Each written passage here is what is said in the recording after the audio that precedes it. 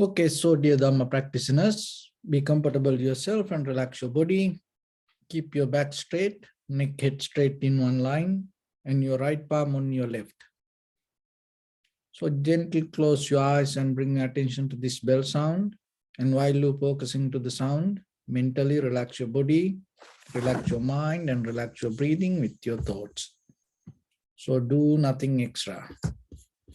Just follow the sound, please.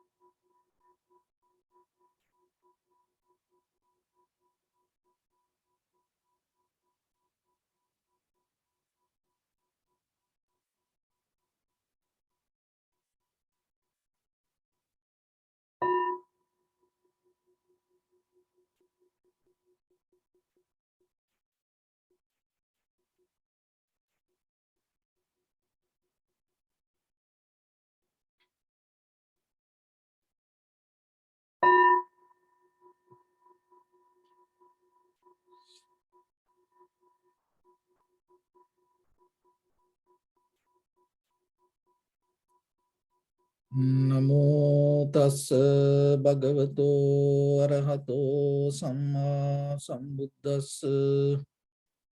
Namo tassa bhagavato arahato samma sambuddhassa. Namo tassa bhagavato arahato samma sambuddhassa. Homage to the Blessed One, the Exalted One, the fully enlightened One. So dear Dhamma practitioners, in these ongoing meditation sessions, we mainly try to give some basic information for yourself to build up very clear, good, solid foundation for your spiritual practice. So understanding yourself is the most important thing. It is just not just practice. You have to know what you practice. And you have to know the meaning of it. And you have to know where it takes you. You have to know how you can do it. Because that will make your action more clear. Otherwise, somewhere you may gain some doubt. And sometimes you gain wrong understanding. And sometimes you get tired. Or sometimes you give up. So this understanding and clarity is very necessary. So that's why this information help for you, for yourself. Because when it comes to technique, even though we have a technique, and sometimes that understanding, it is different person to person. But when you get the basic information for yourself, and out of that information, you can develop your own wisdom, and that will help for you to gain your practice more better. So otherwise, just becoming a follower, just doing something doesn't make any sense. So that's why yourself, it is your responsibility, whatever you practice, always remember to be very clear with that. So when it comes to our human life, we all look for happiness and satisfaction. And when we have the happiness and when we look for the happiness and satisfaction, we hold it to hopes. We all have hopes. We can't get out of the hopes. But the thing is, when you have hopes, our hopes has two daughters. So one daughter is anger. Another one is the courage. These two daughters, both are beautiful. So the anger is a kind of like emotion-based anger, and at the sometimes there is anger come with the wisdom base. So as example, just imagine when the Prince Siddhartha went through all the ascetic practice during 6 years. And then finally he got tired and he determined himself. I'm not going to give up. Even I die, I'm not going to get out of this posture without attaining to the Buddhahood. So it's kind of like that he disconnect from that whatever he used to keep doing or the comfort zone. So that wisdom-based anger is, even though we say it as anger, that emotional-based anger creates some kind of violence and revenge. So kind of like a negative energy. But when it comes to wisdom-based anger, so it helps you to disconnect from where you are. And it will push you to do something. Then when you look at the human history, all the great leaders, all the great people, whoever changed the world, and they had a certain kind of discomfort regarding something. That discomfort pushed them to have the courage. So same like when it comes to yourself.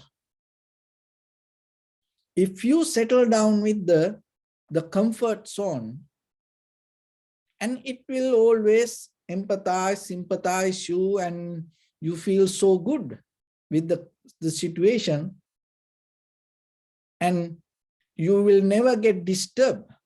And then you're going to have very, very happy moment with your conventional way of life.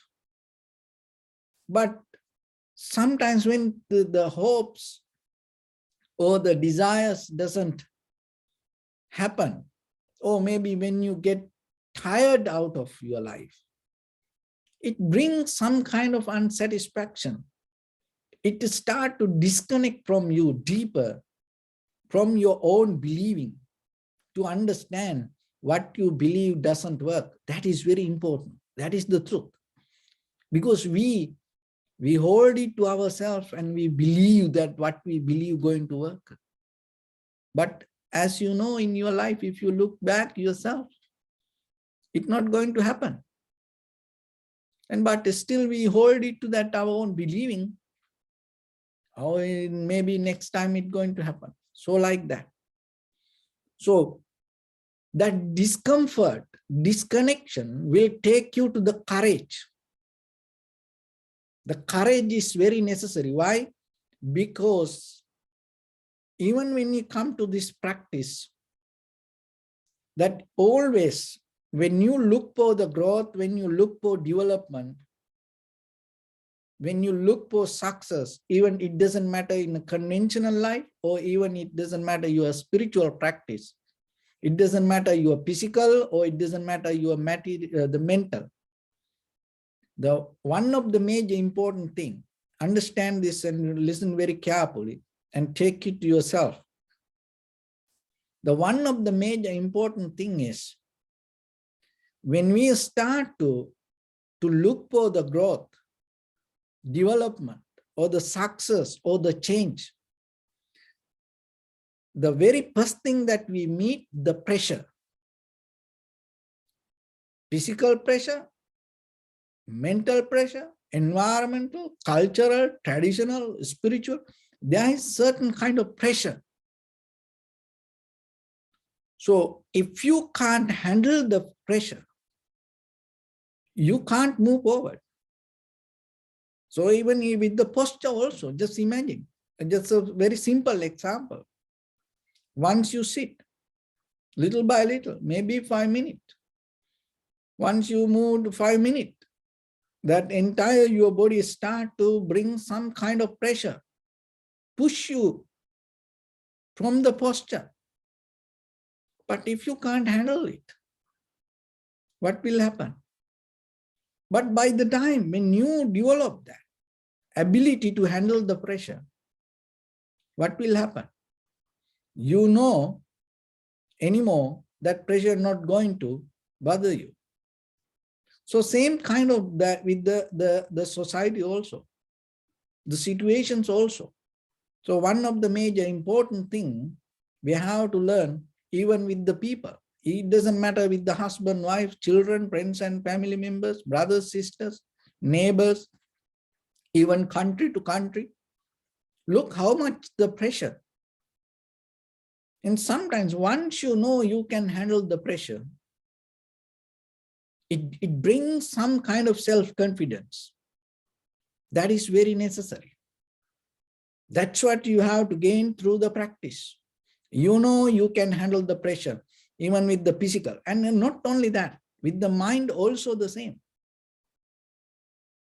In the mind, that's the physically the pressure, you know, it's a pain.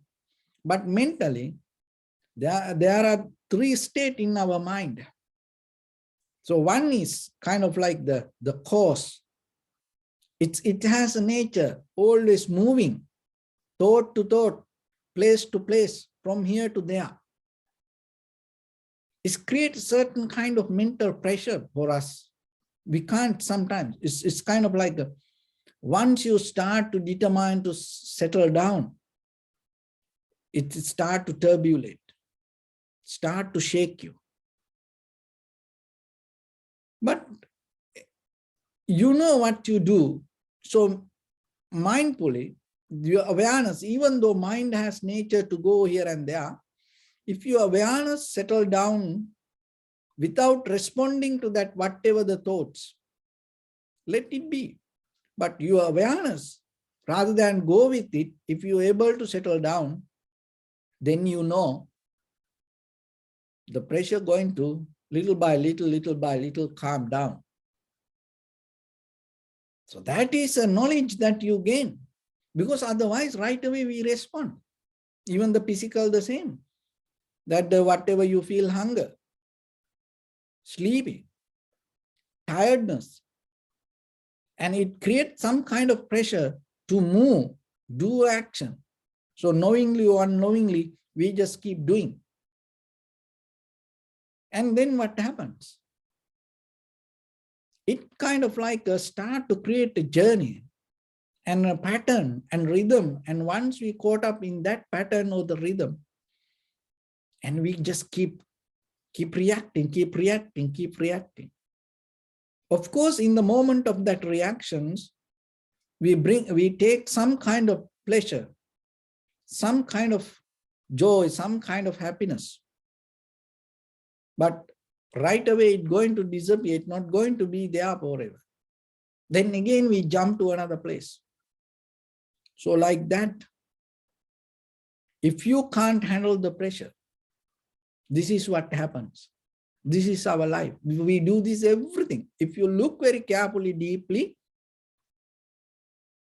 then we are very weak to handle our own inner physical and mental pressure. We can't take it. But once you know that, it's like a well-trained, martial artist or boxer. And sometimes in front of the club, there are bouncers. Why? They're physically strong. Why they stay like that?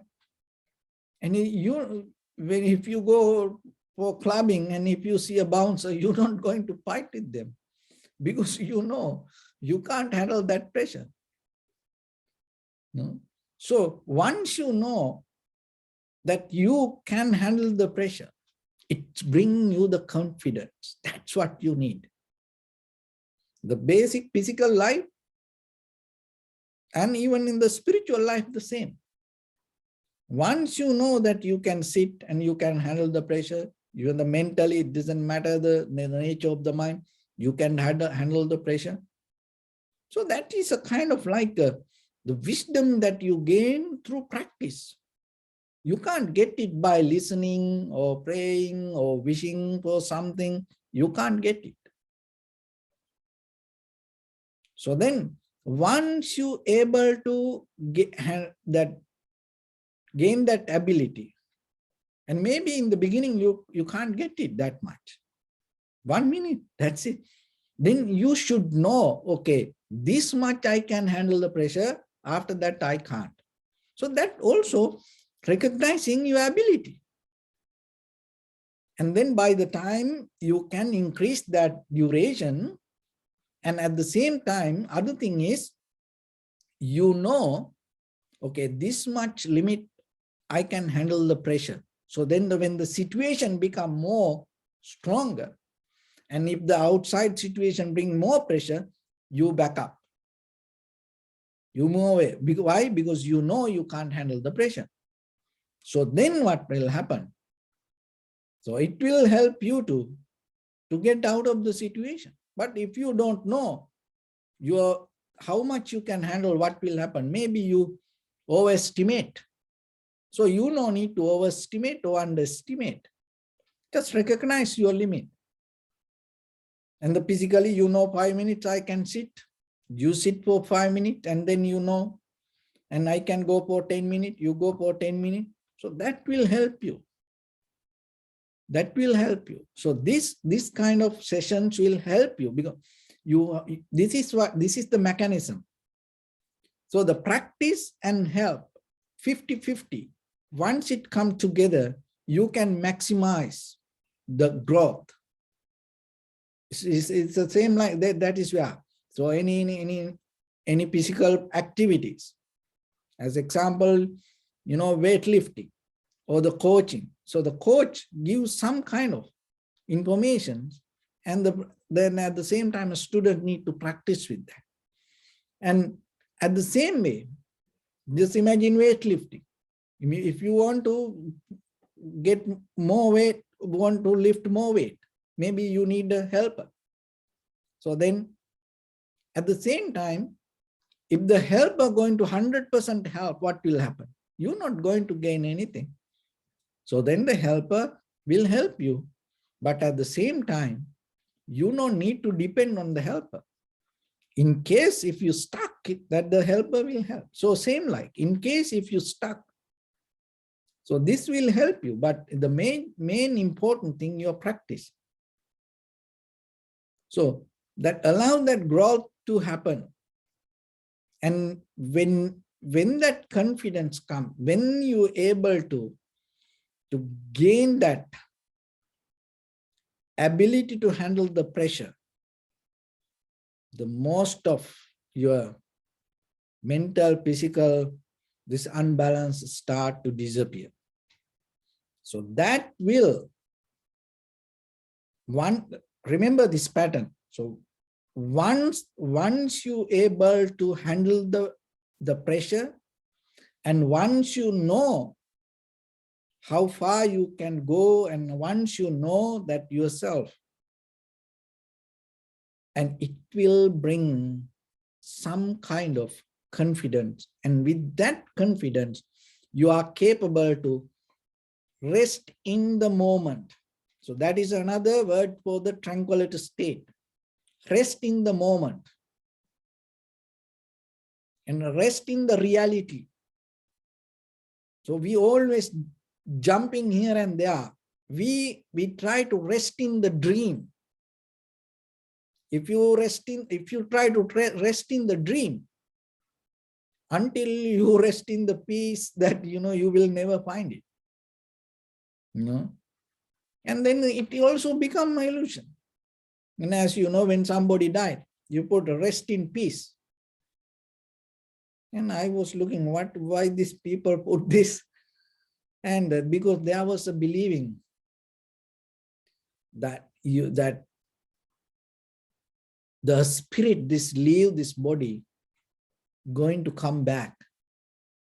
And while it come back, and your body needs some rest. So then they put rest in peace.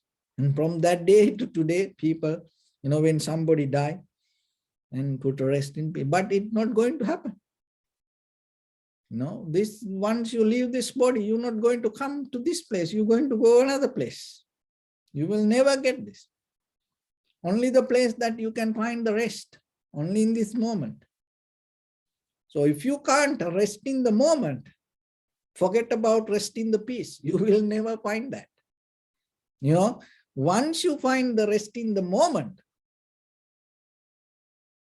no one need to pray for you to rest in the peace, because you are already in the peace. So this, once you settle down with that your ability to recognize become more clear. Remember, the light that inside you have, the light inside you have more powerful than all the stars, all the universal, reflection in this outside world. Inside, the light inside you have has power to destroy all the universe, that the darkness in the universe, that much it's powerful. So how you can reach to that light? What is the hindrance that have? So still now in your mind, there is a light. Because of that light, you can't get into the more higher the light you have. So what is the light you have? There is a light in you, reflect that when you look for outside, when you look towards outside, you find a light. It reflects inside you. If you close your eyes and think something, it's going to appear to you as a picture. But you have to remember, it belongs to outside. Even though it appears inside you, it belongs to outside. There's nothing you can find. In a very conventional way with the thoughts, you will never find anything shine inside you to belong to you. Just think about something, and you will see anything that you say belong to outside. That's the hindrance. That's why, because we caught up in that light. And because of that, what happens? You're not going to reach to that higher power. And we're so comfortable. That is your comfort zone. So once you have this tranquility mind, once you have the balanced mind, once your mind come to the rest in the moment, once your mind come to the rest in the reality, what will happen? You are capable to see that the conventional level of light, that's thoughts. Thought arise, emotions arise, feelings arise, desires arise. You can see that how the mind brings moment by moment different thoughts. And now you have ability to see it. As a result of that, you can go deeper rather than go with that thoughts. You are capable to observe it and go into it. And as I mentioned, there are few steps in our mind. One is cause, that the very nature of the cause, it's go place to place.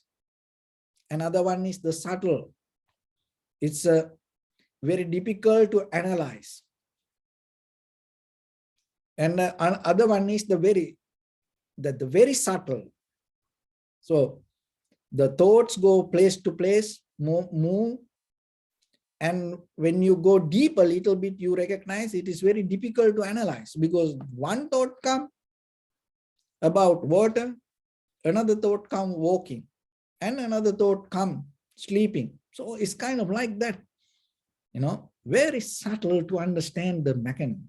And when you go a little bit deeper and you recognize, even on the surface level, this kind of thoughts come. Underneath as roots, there is something else. That is the magic. So once you know that, you become very careful about your own thoughts.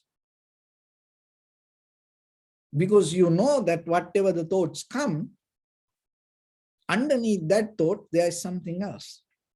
It's about you, not about anybody else. And that will make you more understand and clear. This thought is not you. And whatever that you assume and whatever you judge is not going to correct. Why? Because you know underneath there is something else. Our judgment, not right. As you know regarding yourself, your own life, look, that we used to judge ourselves. How many times that we got wrong? Why? Because there is something else deeper in us. And once you know that, you're not going to hold it to that. So I give a simile to that to make it more clear. So you know the sun and the wind. And we have 4 seasons.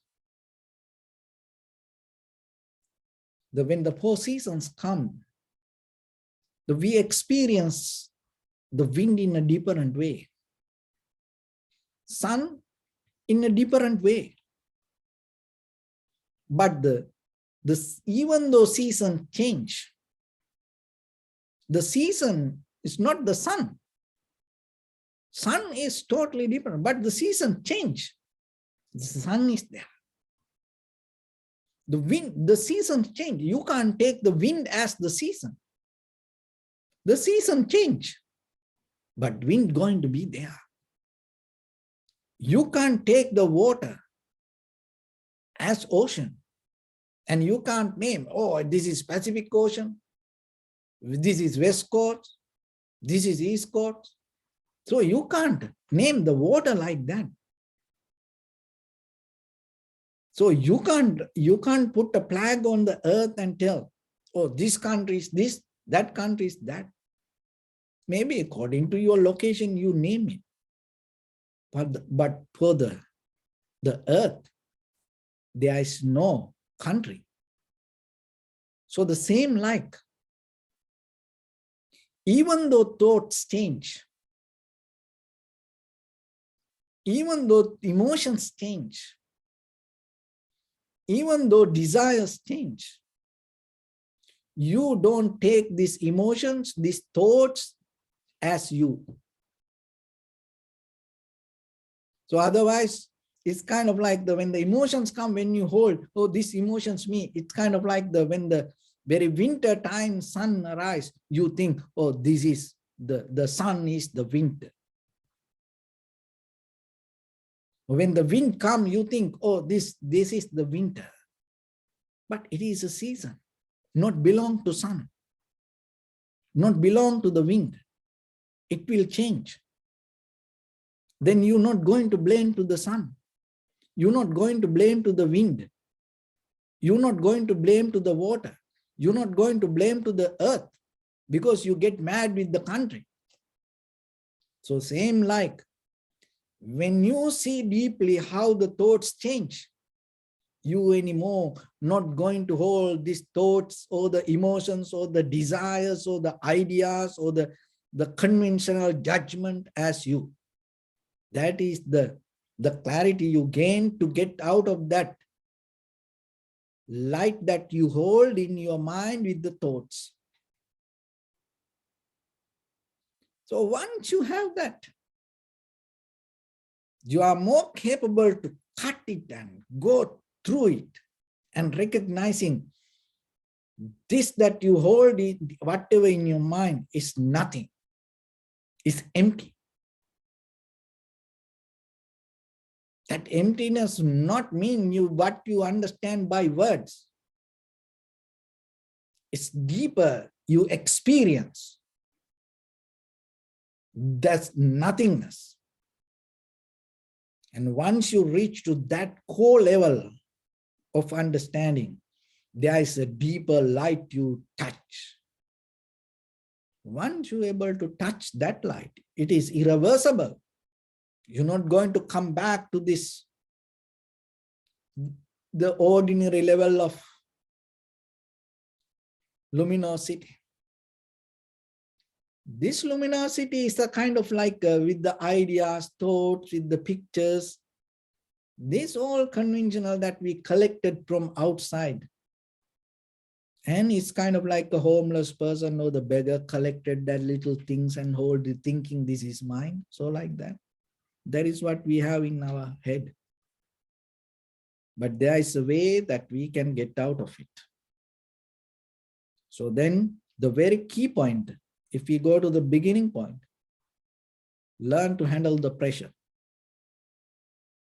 Physically, even in the conventional life, learn to handle the pressure. Yourself, practice yourself.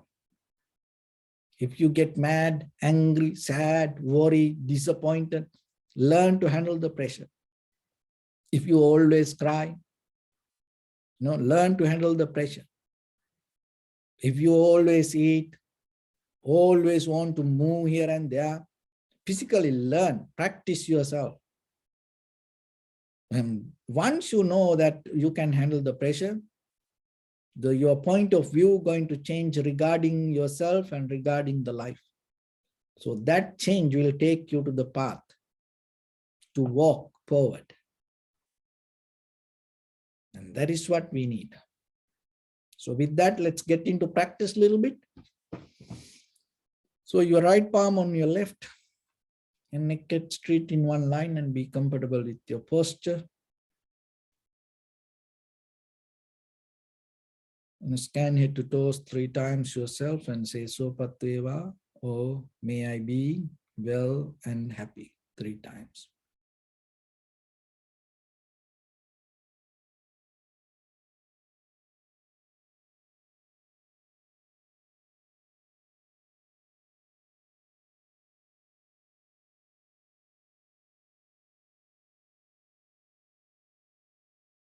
Take a moment and think. We gathered here in this moment to practice this ancient meditation technique. All the Buddhas, all the enlightened masters followed this path and achieved wisdom. So we also gathered here to accumulate that knowledge. In this moment with this sitting, may my body become more comfortable, may my breath be more smooth, may no difficulties come to me, may all the success come to me. Also think for a moment, this is the last moment we're spending in this very lifetime, and detach your mind from all your past memories and as well as any kind of future thoughts. Just try to remain in the present moment, observing the sensation of your inhalations and exhalations. So in the beginning, deeply and gently, breathe in, breathe out 3 times and find the sensation, please.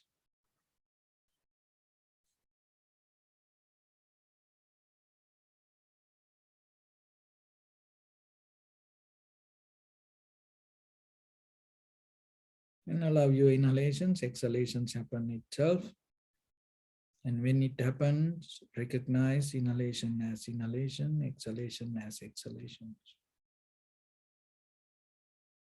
Do nothing extra.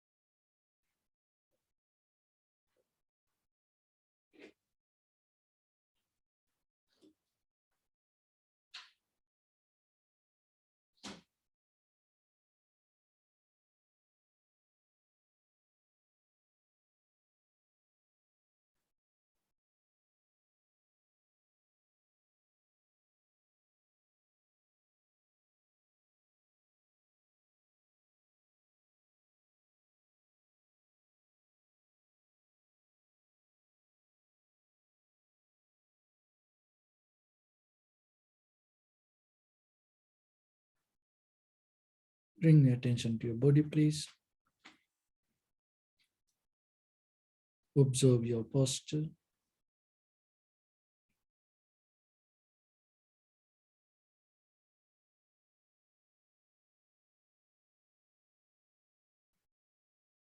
We cultivate loving kindness and compassion in our heart and radiate it as a light through entire your compound, village, city, state, country, world, around this universe.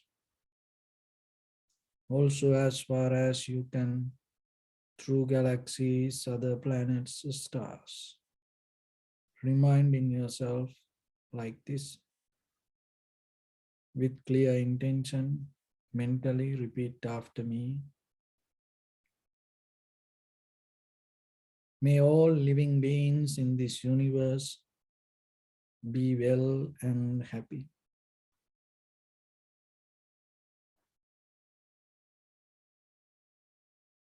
May everyone be happy and safe,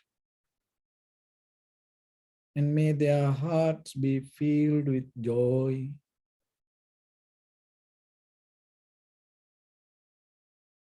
May all living beings live in security and in peace.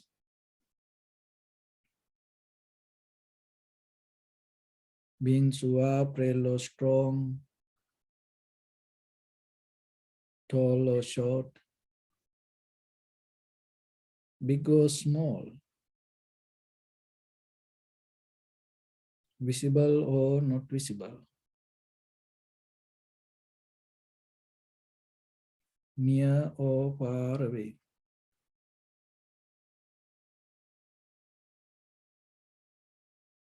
Already born or yet to be born.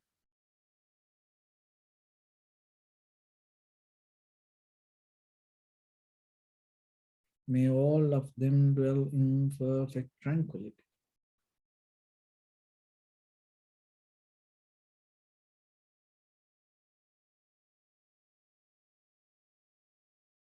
Let no one do harm to anyone. Let no one put the life of anyone in danger. Let no one out of anger or ill will wish anyone any harm.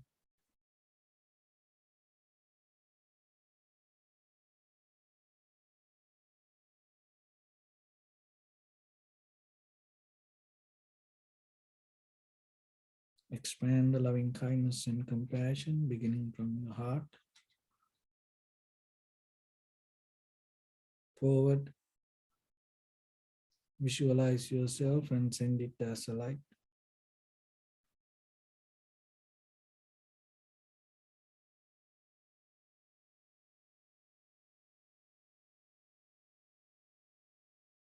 To your backside.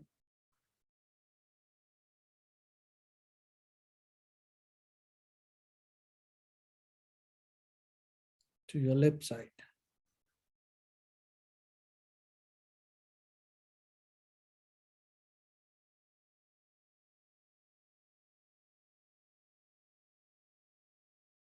Into your right side.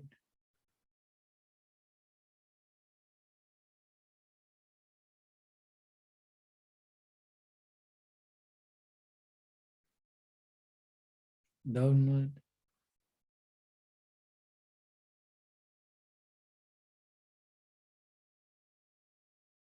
And upward.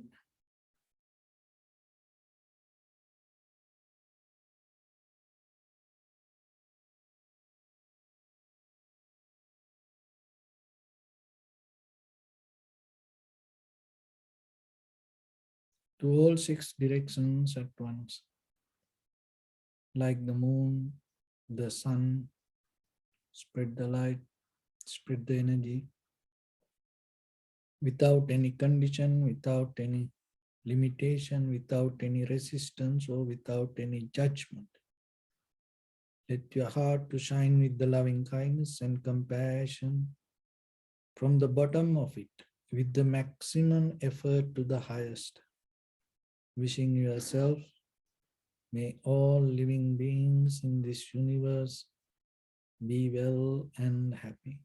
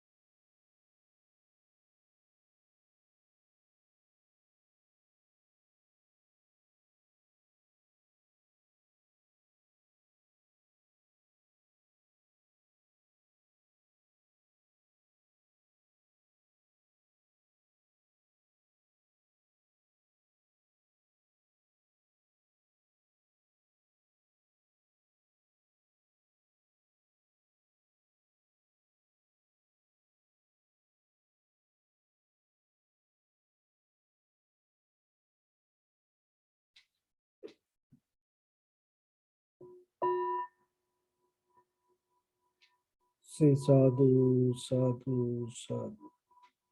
So first of all, we offer this practice to the great qualities of the Buddha, Dhamma and the Sangha.